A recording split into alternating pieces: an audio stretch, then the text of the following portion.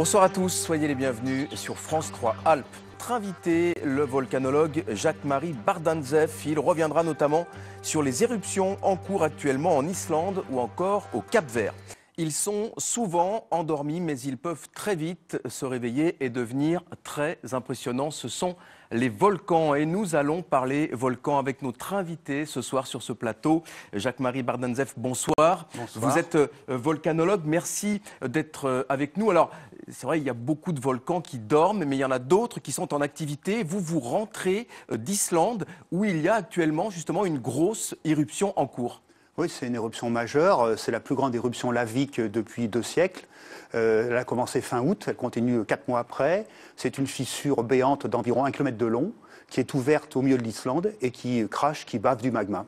Alors on le voit, les images sont impressionnantes. Vous avez dit vraiment une cicatrice béante sur cette île. Est-ce que c'est dangereux en l'état, un volcan comme celui-ci? Pour l'instant, pas trop, parce que c'est un endroit qui est peu habité et qui est loin de tout. Ce que craignent mes collègues islandais, c'est que la balafre s'écarte et qu'elle arrive sous le glacier qui est non loin et que l'éruption devienne sous-glaciaire. On pourrait donc à ce moment-là avoir beaucoup plus de cendres, beaucoup plus de vapeur d'eau, de gaz. Ça pourrait devenir un danger pour l'aviation et également peut-être provoquer des crues glaciaires qui pourraient devenir dangereuses. Pour l'instant, ça ne va pas trop mal. Il y a ces fameux nuages qui peuvent gêner justement les avions, c'est ça? Voilà, on a vu ça il y a 4 ans. Donc l'Islande, effectivement, est pas loin de l'Europe continentale. Et en fonction des éruptions et du sens des vents, les avions peuvent être gênés. Alors, vous l'avez dit, il y a beaucoup de lave qui s'écoule. Au quotidien, c'est quoi une éruption d'un volcan comme ici en Islande? Qu'est-ce qui se passe au quotidien? En fait, c'est du magma profond, qui est de la fusion du manteau, qui monte et qui jaillit. Alors, soit sous forme de fontaine de lave, ce que j'ai observé, de coulées de lave ou de cendres.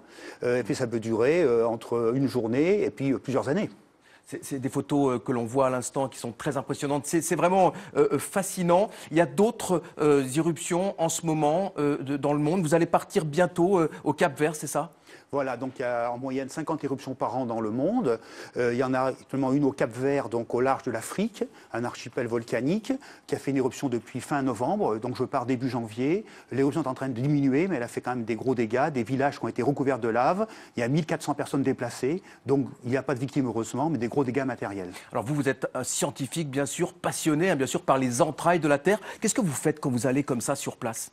Alors effectivement, c'est estimer les volumes de lave émise, les épaisseurs, la récurrence, si les éruptions ont lieu tous les 20 ans, tous les 30 ans, le type de lave, le type de minéraux, si ce sont des cendres, donc pourquoi il y a des gaz, donc comprendre un petit peu ce qui se passe sous la Terre pour expliquer ce qui se passe sur la Terre. Alors justement, c'est beaucoup de questions, j'imagine, y compris pour vous les scientifiques, c'est permanent d'essayer toujours de mieux comprendre ces volcans. Et vous avez écrit plusieurs ouvrages, Jacques-Marie Bardantzev, et notamment celui-ci.